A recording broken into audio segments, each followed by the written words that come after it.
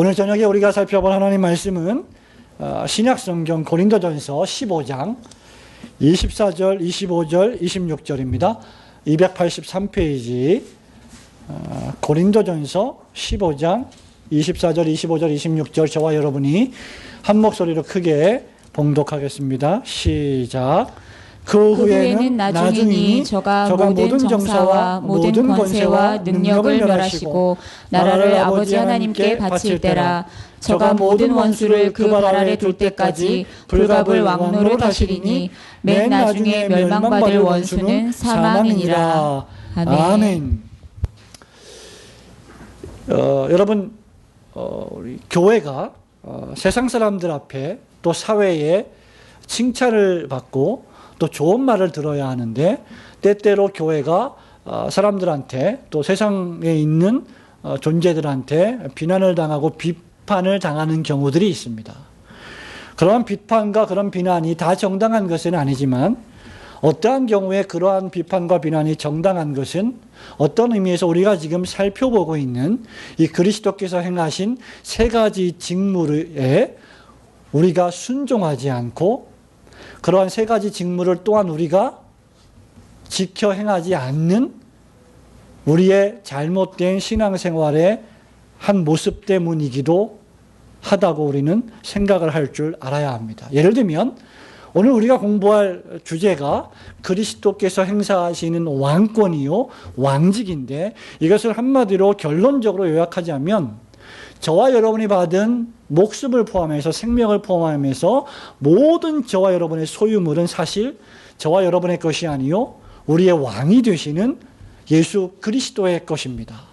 그런데 교회가, 성도가 예수 그리스도께서 우리의 왕이 되시고 교회의 왕이 되시는데, 예수 그리스도를 왕으로 모시지 않고 내가 교회가 교회의 왕이 되고 내가 나의 왕이 되고 내가 교회의 왕이 되어 살아갈 때, 교회는 사람들 앞에서 덕을 끼치지 못하게 되고, 교회는 교회의 교회된 존재 모습을 제대로 드러내지 못하게 될 것입니다.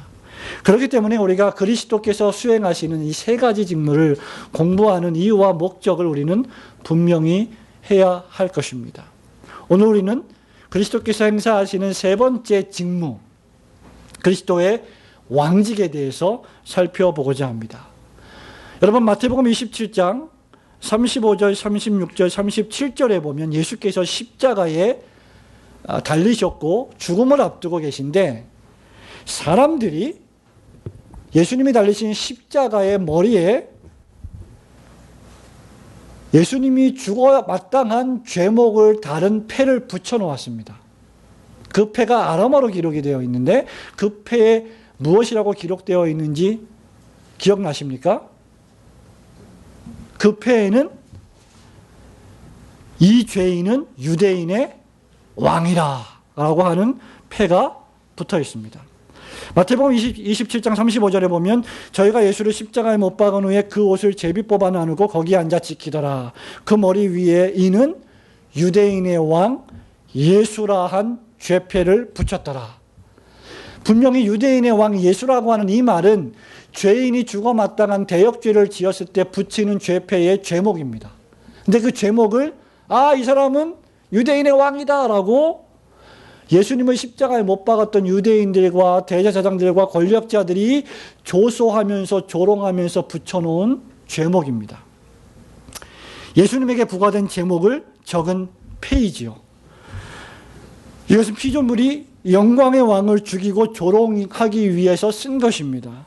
그런데 사실상 이것은 하나님의 목적과 진리를 증거하기 위한 하나님의 섭리이기도 했습니다. 사람들은 조롱하면서 예수님을 유대인의 왕이구나, 아이고 네가 정말 유대인의 왕이구나 라고 조롱했지만, 그 조롱 그 말 그대로 예수님은 유대인의 왕이셨던 것입니다. 유대인의 왕으로 죽으셨던 것입니다. 예수 그리스도는 실로 유대인의 왕이요 뿐만 아니라 예수 그리스도는 당신이 창조하신 모든 인류의 왕이시요 만왕의 왕이 되셨습니다. 성경 마지막을 장식하고 있는 요한계시록 17장 14절에 보면 저희가 어린 양으로 더불어 싸우려니와 어린 양은 예수 그리스도를 상징하죠. 어린 양은 만주의 주시요, 그 다음 말씀 만왕의 왕이심으로 저희를 이기실 터이요 또 그와 함께 있는 자들이 곧 부르심을 입고 빼내심을 얻고 진실한 자들은 이기리로다 라고 사도 요한이 기록하고 있습니다. 오늘 그리스도의 왕직을 살펴보면서 우리는 세 가지를 생각해 보길 원합니다. 첫 번째, 그리스도의 왕권은 언제든지 지금 현재에 역사되는 것이며 그 성격이 영적인 것입니다. 25절 말씀을 다 함께 읽도록 하겠습니다. 25절 시작. 저가 모든 원수를 그 발 아래 둘 때까지 불갑을 왕노릇 하시리니. 아멘. 저가 모든 원수를 그 발 아래 둘 때까지 불갑을 왕노릇 하실 것이다. 지금 왕노릇 하고 계시고 앞으로도 영원히 모든 원수를 복종시킬 때까지 예수 그리스도는 어디에선가 왕 노릇을 하고 계실 것이다라고 하는 미래적인 왕권까지도 말씀하고 있습니다. 성도 여러분, 잘 생각해 보십시오. 그리스도께서 왕이시라면, 그리스도가 왕 노릇을 하신다면 그것은 그리스도를 왕으로 하는 나라가 있다는 것을 의미하지 않겠습니까? 왕이 있는데 왕이 다스리는 나라가 없다면 왕은 존재할 필요가 없습니다. 왕이 있는데 왕이 다스리는 시민이 없다면 왕은 있으나 마나하죠. 왕이 계신데 왕이 통치하는 영토가 없다면 왕은 존재할 필요가 없습니다. 왕이 계신데 왕이 통치할 수 있는 주권이나 권세가 없다면 그 왕은 무력한 왕이 될 것입니다. 그래서 한 국가가 형성이 되려면 어떤 것들이 필요합니까? 우리 초등학교 때 배우나요? 한 국가가 존재하려면 뭐가 있어야 됩니까? 대한민국에 국민부터 합시다. 국민. 그 다음 뭐가 있어야 돼요? 영토. 뭐가 있어야 돼? 그 다음 주권. 이 세 가지가 있어야만 왕권이 또는 어떤 그 나라가 성립이 될 것입니다. 다시 말하면 그리스도께서 통치하시는 영토가 있다. 그리스도께서 다스리시는 백성이 있다. 그리고 그리스도께서 다스리시는 권세가 그리스도에게 속해 있다. 라는 것을 의미하고 있고, 그리스도는 그 권세를 지금 현재 사용하고 계시며, 그리고 그 권세는 물질적인 것이 아니라, 세속적인 것이 아니라, 세상적인 것이 아니라 어떤 것이다? 영적인 것이다 라고 하는 것이 첫 번째 초점입니다. 여러분, 그리스도의 왕직은 그리스도의 나라가 있다는 것을 증거합니다. 나라는 통치권의 개념입니다. 우리가 지금은 대한민국이라고 하는 나라에 살지만 예수 그리스도께서 통치하시는 또 다른 나라가 눈에 보이진 않지만 그것 자체가 눈에 보이지 않는 나라의 특징이라는 것이죠. 눈에 보이지 않지만 지금 예수 그리스도께서 통치하시는 나라가 존재한다는 것입니다. 여러분, 이것을 믿는 사람이 신자예요. 이것을 믿지 않는 사람이 복음을 거부하는 사람들입니다. 그 예수 그리스도께서 통치하시는 나라는 언제든지 현재 존재하고 있으며 그 나라의 특징은 눈에 보이지 않는 영적인 나라라고 하는 사실을 우리는 늘 눈에 보이는 대한민국에 살지만 기억을 하고 살아야 됩니다. 여러분, 마태복음, 마가복음, 누가복음, 요한복음에 보면 전부 다 하나님 나라에 대해서 설왕설래하면서 말을 하고 있습니다. 예수님께서 처음 오셔서 우리에게 선포하신 복음의 말씀이 무엇입니까? 회개하라. 뭐가 가까웠다? 천국이 가까웠다. 그 천국이 뭐예요? Kingdom of God, 하나님의 나라입니다. 그죠? 그러니까 천국이 뭐냐? 하나님 나라가 뭐냐? 야, 이 예수라는 사람이 유대 나라를 멸망시키고 로마 속국을 멸망시키고 이 정치적인 왕권을 만들겠구나라고 생각을 했죠. 그래서 바리새인들이 이렇게 말합니다. 하나님의 나라가 어느 때에 임하겠습니까? 묻거늘 예수께서 대답하여 가라사대 하나님의 나라는 볼 수 있게 임하는 것이 아니요 또 여기 있다 저기 있다가도 못하리니. 그 다음 말씀, 하나님의 나라는 어디에 있다? 너희 안에 있느니라. 그 마태가 기록을 하고 있습니다. 여러분, 이게 무슨 말입니까? 하나님의 나라라고 하는 하나님의 통치 개념이 어디에서 벌어지고 있느냐? 세속적인 헤롯 정부가 아니라, 유대 나라가 아니라, 이스라엘 나라가 아니라, 로마 정부가 아니라 어디? 성도의 심령 안에서 발생하고 있다는 것을 예수님이 말하고 있는 것입니다. 저와 여러분이 사복음서를 잘 읽어가다 보면 놀라운 사실들을 발견합니다. 예수님이 오셔서 주로 하시는 일이 무엇입니까? 천국 복음을 증거하셨죠? 그죠? 그리고 하나님 나라를 증거하셨고, 그 다음 그러면서 뭘 하셨어요? 수많은 병자들을 고치셨습니다. 그죠? 병자들을 고치시는 사건과 하나님 나라를 선포하는 사건이 동시적으로 일어났습니다. 사복음서에 보면 예수님이 오셔서 병자들을 고쳐요. 마태복음 4장 23절, 24절, 25절. 예수님이 오셔서 귀신을 물리치십니다. 예수님이 오셔서 심지어 죽은 지 4일이나 지난 누굴 살리셨어요? 나사로를 살리셨습니다. 예수님이 오셨는데 이 세상에서 불치병으로 알려졌던 병들이 고침을 받고 심지어 죽은 자가 살아나고 죄가 용서되는 사건들이 벌어집니다. 이 모든 것이 무엇을 의미하는지 아십니까? 바로 하나님의 나라가, 눈에 보이지 않는 천상의 나라가 눈에 보이는 이 지상에 벌어지고 있다는, 발생하고 있다는 것을 웅변적으로 증거해 주는 것입니다. 절대 발생할 수 없는 일들이 예수 그리스도의 오심을 통해서 발생되고 있는 것이죠. 이것이 바로 하나님 나라의 특징입니다. 지금 현재 벌어지고 있고 영적으로 발생하는 일이죠. 뿐만 아니라 하나님의 나라는 어디에 존재하고 있느냐, 어떻게 우리가 알 수 있느냐. 자, 오늘 예배를 드리고 있는 저와 여러분이 이렇게 예배를 드리고 있는 장면, 이 모습 자체가 하나님 나라를 입증하고 있다는 사실입니다. 골로새서 1장 12절, 13절에 보면 바울이 골로새 교회에 편지하면서 이렇게 말합니다. 우리로 하여금 빛 가운데서 성도의 기업의 부분을 얻기에 합당하신 하나님께 감사하게 하시기를 원하노라. 그가 우리를 흑암의 권세에서 건져내사 그의 사랑의 아들의 나라로 옮기셨으니 이라고 쓰고 있습니다. 한번 따라해 볼까요? 그가 우리를 흑암의 권세에서 건져내사 그의 사랑의 아들의 나라로 옮기셨으니. 예, 무슨 말입니까? 저와 여러분이 죄 가운데 빠져 있고 사단 마귀의 권세 아래, 즉 어둠으로 대변되는 마귀의 권세 아래 속박당하고 있었는데 예수 그리스도께서 오셔서 우리를 그 어두움에서 건져내서, 죄에서 건져내서 죄를 용서해 주시고 하나님의 사랑의 아들의 나라로 자리를 옮겨주신 사건, 이것이 바로 하나님 나라가 임한 사건입니다. 저와 여러분을 구원해 주신 사건을 가리키죠. 저와 여러분이 중생받은 사건을 가리킵니다. 그래서 중생 체험을 한 사람들은, 구원받은 모든 그리스도인들은 그 즉시로 흑암의 권세에 더 이상 소속되어 있지 않고 하나님의 나라의 권세에 소속이 되어 있는 것으로 신분이 바뀌어버리는 것입니다. 그렇기 때문에 우리의 시민권은 더 이상 대한민국에 있지 않고, 엄밀한 의미에서 성도의 시민권은 어디에 있습니까? 하나님의 나라에 있게 되는 것입니다.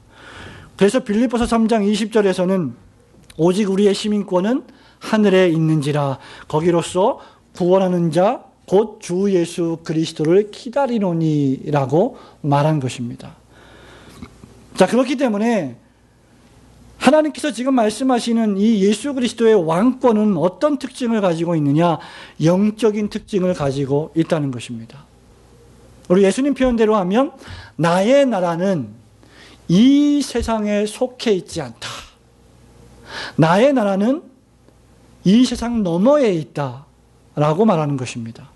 요한복음 18장 36절에 보면 예수께서 대답하시되 내 나라는 이 세상에 속한 것이 아니라 만일 내 나라가 이 세상에 속한 것이었다면 내 종들이 싸워 나로 유대인들에게 넘기우지 않게 하였으리라. 이제 내 나라는 여기에 속한 것이 아니니라 라고 예수님께서 말씀하셨습니다.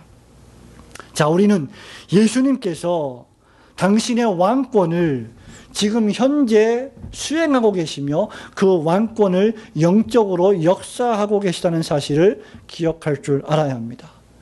저와 여러분이 바로 그 왕권을 수여받은 역사의 산 증인들임을 믿으시기를 축원합니다. 예수 그리스도께서 여러분을 흑암의 나라의 권세에서 그 사랑의 아들의 나라의 권세로 옮기신 것 자체가 하나님의 나라가 지금 우리 마음에, 내 마음에 지금 이 땅에 임하고 있다고 하는 웅변적인 증거가 되는 것입니다. 그리스도의 왕권 두 번째는 무엇입니까?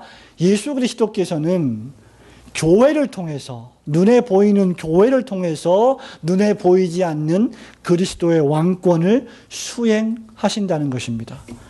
24절 말씀을 다 함께 읽도록 하겠습니다. 24절 시작. 그 후에는 나중이니 저가 모든 정사와 모든 권세와 능력을 멸하시고 나라를 아버지 하나님께 바칠 때라. 자, 이 말씀은 하나님께서 하나님의 나라를 대적하고 하나님의 교회를 대적하는 모든 종류의 대적자들을 파멸시키고 궁극적으로 멸망시키실 것을 예언하신 말씀입니다. 그리고 예수 그리스도께서 마침내 승리하실 것을 약속하신 말씀입니다. 24절 말씀을 잘 보세요. 모든 다스림, 지상에 있는 모든 권세, 그리고 모든 능력자들을 사도 바울이 뭐라고 말했습니까? 멸하시겠다, 멸하신다라고 했습니다. 이것은 무슨 말입니까? 복종케 하신다는 것입니다. 모든 다스림과 모든 권세와 모든 능력자, 모든 정치가들이 예수 그리스도 앞에 무릎을 꿇고 왕이라고 고백하면서 복종하게 될 것이다라는 것을 의미합니다. 그런데 어떻게 복종케 하시는가? 하나님께서는 교회를 통해서 그 일을 하십니다. 그런데 교회는 우리가 하나님 나라와 교회를 오해하셔는 안 됩니다. 하나님께서 교회를 통해서 왕권을 행사하시는데 어떤 방식으로 행사하시는지를 잘 이해해야 합니다. 자, 우리는 교회와 하나님 나라의 관계에 대해서 잠시 생각해 볼 필요가 있습니다. 우선 교회는, 여기 교회가 있습니다. 여기 지금 예수님께서 말씀하시는, 예수님이 다스리시는, 통치하시는 영토와 주권과 백성이 있는 그런 개념으로서의 하나님 나라, 천국이 있습니다. 교회와 하나님 나라가 있습니다. 자, 우선 교회는 하나님 나라가 아닙니다. 하나님 나라에는 교회가 포함되어 있습니다. 그러나 교회는 하나님 나라를 완전히 포함할 수 없습니다. 완전히 포괄할 수 없습니다. 하나님 나라가 교회를 포괄합니다. 다시 말하면 교회보다 하나님 나라가 큽니다. 교회 안에는 하나님 나라의 일부분이 있습니다. 자, 로마 가톨릭 교회는 뭐라고 말합니까? 교회가 곧 하나님 나라다 라고 주장을 합니다. 교회가 곧 천국과 같다. 교회가 곧 천국의 권세를 받았다. 그 주장이 누구냐? 초대 교황 베드로다라고 주장을 하죠. 교회 자체가 이 세상의 왕국이라고 하는 개념을 가지고 있는 교회가 로마 가톨릭 교회예요. 그래서 그들이 주장하는 교회의 권세는 무엇입니까? 교회가 세상에 존재하는 모든 기관을 통치해야 되는 겁니다. 그래서 국가 위에 뭐가 있어요? 교회가 있어요. 가정 위에 뭐가 있어요? 교회가 있어요. 사회 위에 뭐가 있습니까? 교회가 있는 겁니다. 국가 위에 있는 교회는, 사회 가정 위에 있는 교회 개념은 그릇된 것입니다. 성경은 그렇게 말하고 있지 않습니다. 다시 말하면 교회를 하나님 나라와 동일시하는 오류를 로마 가톨릭 교회는 범하고 있는 것이죠. 다시 반복합니다. 모든 하나님 나라의 구성원이 교회이기는 하지만 모든 교회의 구성원이 전부 다 하나님 나라의 구성원은 아닙니다. 다시 말하면 하나님 나라에는 완전한 하나님의 백성들, 완전히 구원받은 성도들만 존재하지만 지상의 교회에는 그 가운데 진정한 성도도 있고 그 가운데 가짜 교인들도 있다는 것입니다. 왜냐하면 하나님 나라에는 모든 참신자만 존재하는 완전하고 거룩한 나라이지만 지상교회 안에는 거짓 신자가 포함되어 있기 때문이죠. 그래서 우리는 지상교회를 싸우는 교회, 전투하는 교회, 죄와 싸우는 교회, 육체를 죽이는 교회라고 말하는 것입니다. 오직 참된 신자만이 교회와 하나님 나라에 동시에 속할 수 있습니다. 진짜 신자는 교회의 일원이면서 동시에 하나님 나라의 일원이 아닐 수 없습니다. 결코 그럴 수 없습니다. 저와 여러분이 진짜 교회에 참된 구원받은 성도라고 하면 여러분은 전부 다 하나님 나라의 성도인 줄 믿으시기를 축원합니다. 그리스도께서 삶의 모든 국면을 다스리지만 특별히 교회라고 하는 기관이 다른 모든 기관을 통치해서는 안 됩니다. 다시 말씀드립니다. 교회는 영적인 기관입니다. 그렇기 때문에 교회는 영적으로 다스려져야 되고, 교회는 성도들을 다스릴 때도 세상법이 아니라 영적인 법으로 다스려야 되는 것입니다. 교회가 그리스도의 왕직을 수행하는 두 가지 방편이 있습니다. 아니, 그리스도께서 교회를 통하여 당신의 왕권을 수행하시는 두 가지 방편이 있어요. 그 첫 번째가 하나님 말씀입니다.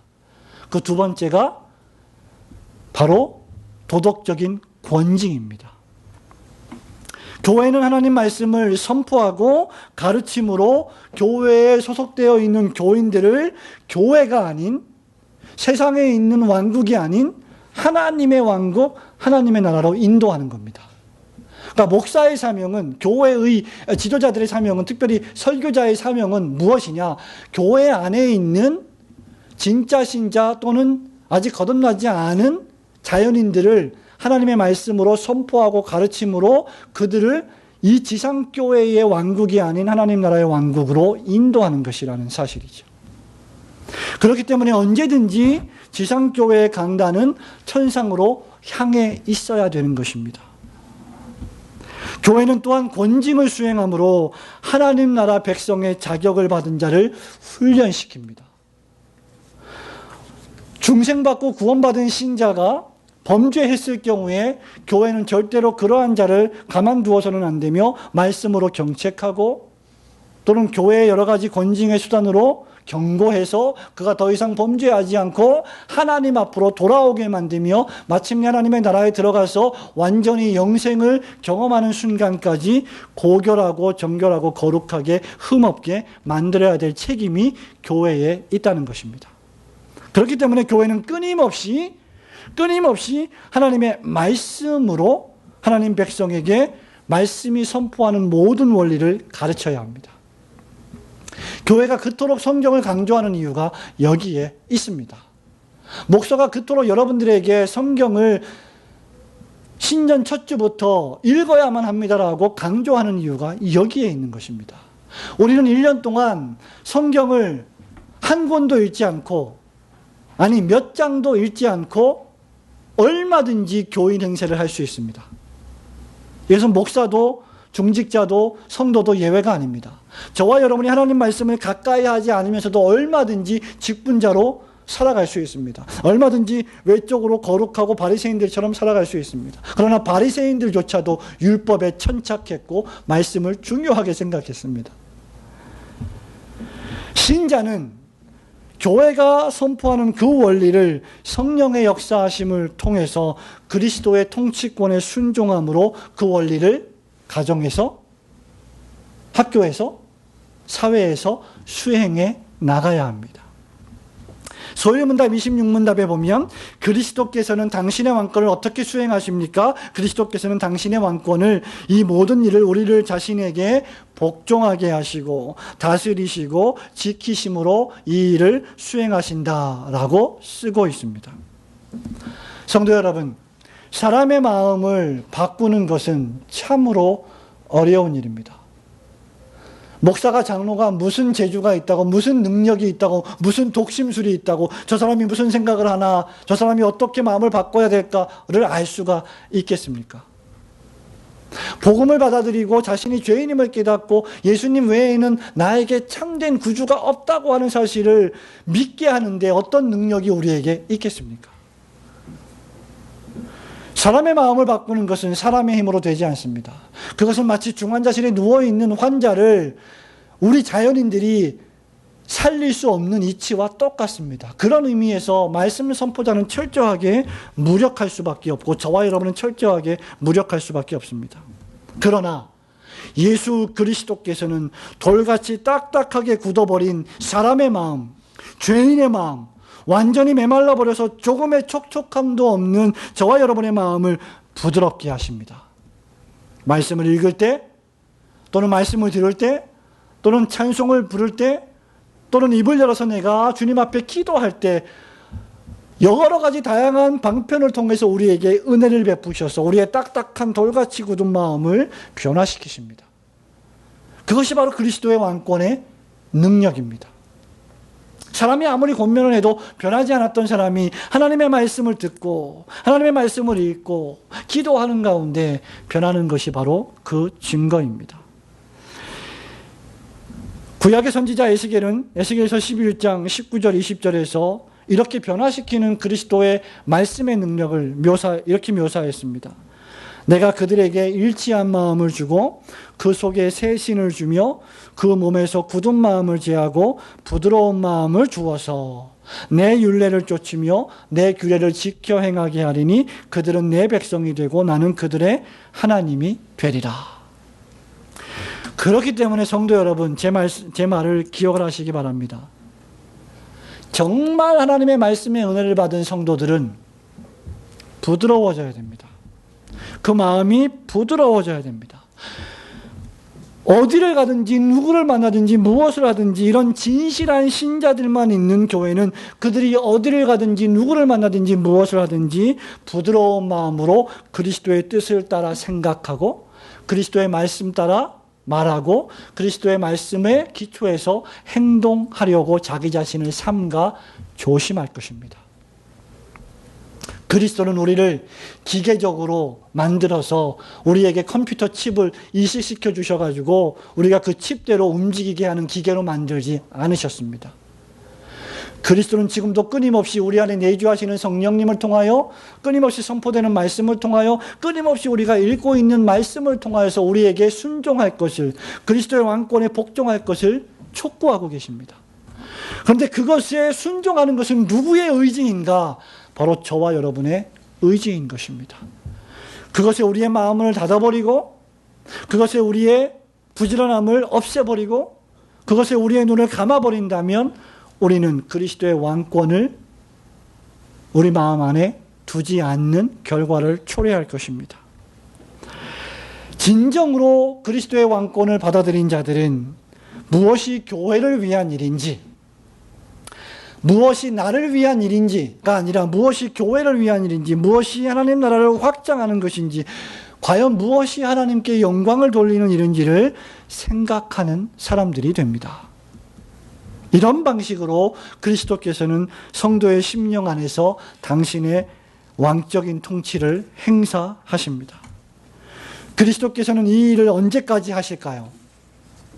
여러분 25절 말씀을 보십시오. 저가 모든 원수를 그 발 아래 둘 때까지 불갑을 왕노릇 하신다.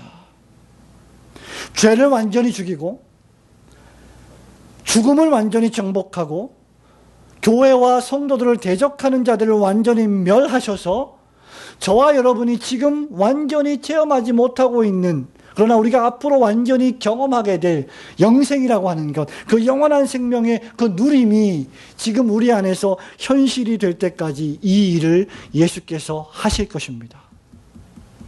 우리는 그 생명을 받았습니다. 우리는 그 영생을 받았습니다. 누구든지 예수를 믿는 자는 죽지 않고 영원한 생명을 얻었습니다. 그러나 그것을 우리는 완전히 경험하고 완전히 기뻐하고 누리지 못하는 경우가 많습니다. 연약한 죄 때문에, 남아있는 부패함 때문에.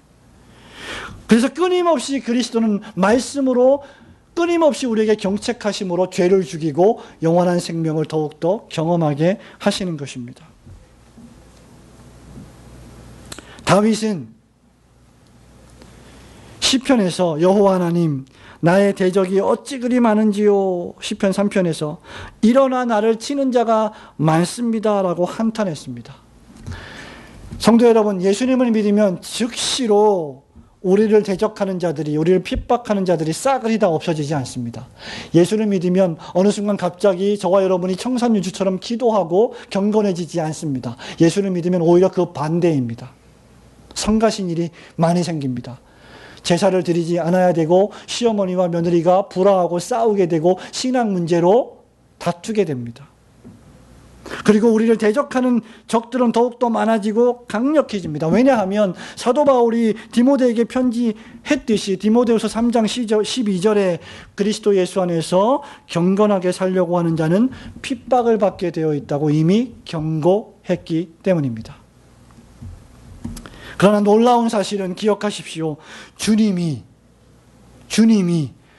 우리를 대적하는 그 모든 핍박자와 대적자들과 원수들을 멸하신다는 사실입니다.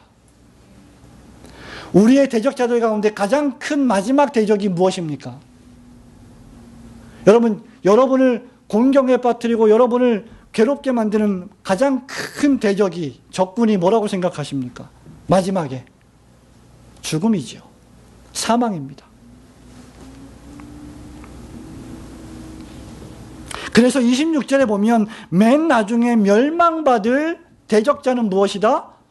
사망이다라고 했습니다. 그래서 맨 나중에 우리는 사망에 이르지 않는다는 것이죠. 그래서 이 말씀이 왜 여기에 기록되어 있느냐? 고린도전서 15장이 죽음을 이기고 부활하신 예수 그리스도를 본받아 우리도 죽지 않고 영원히 살 부활을 기록하고 있는 장이기 때문입니다. 예수 그리스도께서는 마침내 24절에 보니까 모든 것을 멸하시고 하나님의 나라를 아버지 하나님께 바칠 때가 올 것입니다.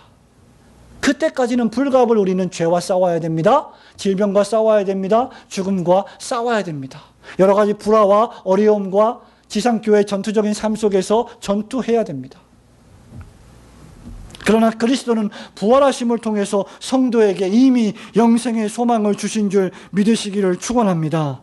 더 이상 사망이, 죽음이 우리 안에서 왕노릇하지 못할 때가 올 것입니다. 왜냐하면 시편 121편 3절부터 6절에 우리 여호와께서는 우리를 지키시는 자이시기 때문입니다. 하나님께서 한번 지키시기로 작정한 사람들은 결코 하나님이 놓지 않으십니다. 하나님이 한번 시나민이를, 한번 이화진이를 사랑했기로 결정을 하셨다면 중간에 그 사랑이 변하지 않습니다. 여러분이 어떤 실수를 해도, 어떤 어려움을 당해도 우리 하나님께서 여러분을 사랑하시기 때문입니다. 여호와께서는 너를 실족지 않게 하시며 너를 지키시는 자가 졸지 아니하시리로다. 이스라엘을 지키시는 자는 졸지도 아니하고 주무시지도 아니하시리로다. 오늘 제가 목양실에 있는데요, 말씀을 준비하면서 오후에 이렇게 앉아 있는데요, 따뜻하니까 얼마나 노곤한지 말씀을 준비하다가 나도 모르게 이게 깜빡깜빡 졸았던 것 같아요. 여러분, 목사도 좁니다. 예? 다 좁니다. 인간은 다 좁니다. 아버지도 졸아요. 아버지가 24시간 눈을 크게 뜨고 우리 자녀들을 지켜줄 수가 없습니다. 절대 그럴 수 없습니다. 그러나 하나님은 졸지도 않으시고 주무시지도 않으십니다. 여호와는 너를 지키시는 자라. 여호와께서 내 우편에서 내 그늘이 되시나니 낮의 해가 너를 상치 아니하며 밤의 달도 너를 해치 아니하리로다. 사랑하는 성도 여러분, 말씀을 맺습니다. 예수 그리스도께서 비루하고 비참한 나와 여러분의 인생을 책임지시는 왕이 되지 않으신다면 저와 여러분만큼 비참한 사람도 없을 것입니다. 왜냐? 우리는 세상이 우리의 영구히 거할 장소가 아니고 천상이, 하나님의 나라가 우리의 시민권이 있는, 우리가 영원히 거할 장소임을 믿고 세상에서 세상 사람들처럼 쾌락을 누리며 즐거움을 누리며 남들 하고 싶은 거 다 하고 살면서 인생을 허비하지 않고 절제하기 때문이죠. 참기 때문이죠. 먹고 싶은 거, 하고 싶은 거, 입고 싶은 거 참으면서 하나님 나라와 전도와 선교와 하나님 영광을 위하여 우리가 헌금하고 물질을 드리고 희생하지 않습니까? 그런데 예수께서 왕이 아니시라면, 예수께서 죽음 가운데서 부활하지 않으셨다면, 예수께서 내 인생을 주도하지 않으신다면, 예수께서 마지막 날을 모른다고 하신다면 그것만큼 비참한 것이 어디 있겠습니까? 뿐만 아니라 정말로 예수님이 나의 인생의 주인이요 왕이 되시지 않는다면 저와 여러분은 그야말로 큰일 날 사람들입니다. 왜냐하면 우리는 죄로 말미암아 우리의 지성과 감정과 의지가 오염되었고 부패되었기 때문에 예수께서 나를 강권적으로 이끌고 가지 않으시면, 때때로 매를 치면서까지 우리를 다스리지 않으시면 우리는 시마다 때마다 하나님을 떠나려고 노력하는 사람들이기 때문입니다. 할 수만 있으면 기도 안 하려고 하고, 할 수만 있으면 말씀을 안 읽으려고 하고, 말씀을 안 들으려고 하고, 할 수만 있으면 우리의 육체의 소욕을 따라서 살려고 하는 사람들이기 때문입니다. 사사기 17장 6절에 유명한 말씀이 있죠. 그때에는 이스라엘에 왕이 없으므로 사람마다 각기 자기 소견에 옳은 대로 행하였더라. 교회가 하나님을 왕으로 모시지 않으면 교회는 그야말로 천지사방으로 찢어집니다. 왜? 사람들이 각기 자기 소견에 옳은 대로 행할 것이 분명하기 때문입니다. 여러분, 사사기의 큰 문제가 무엇이었습니까? 왕이 없으므로 사람마다 자기 소견에 옳은 대로 행한 그 결과가 무엇입니까? 신당을 세웠습니다. 우상신을 섬겼습니다. 에복과 드라빔이라는 우상을 만들어서 우상을 섬기고 우상에게 제물을 바쳤습니다. 그러나 그 필경은 무엇입니까? 죽음, 사망, 하나님의 심판이었습니다. 그리고 포로로 끌려갔습니다. 잠언 16장 25절에 보면 어떤 길은 사람의 보기에 바르나 필경은 사망의 길이니라고 했습니다. 죄인이 진정으로 사는 길은 자기 생명의 주인이 자기가 아님을 깨닫고 매사에 오직 그리스도를 왕으로 모시고 하나님의 뜻대로만 살아가는 것입니다. 왜냐하면 그리스도 예수께서는 나의 왕이 되셔서 사망을 정복하시고 원수를 무찌르시고 영생을 주시며 우리에게 승리를 보장해 주시는 분이시기 때문입니다. 오늘 점심에 잠시 짬을 내서 우리 김지상 목사님이 투병하고 있는 중환자실에 잠시 또 얼굴을 보러 갔다 왔습니다. 참 목사가 가장 그 무능력함을 느낄 때가 언제냐? 성도들이 아픈데 신방하러 갈 때입니다.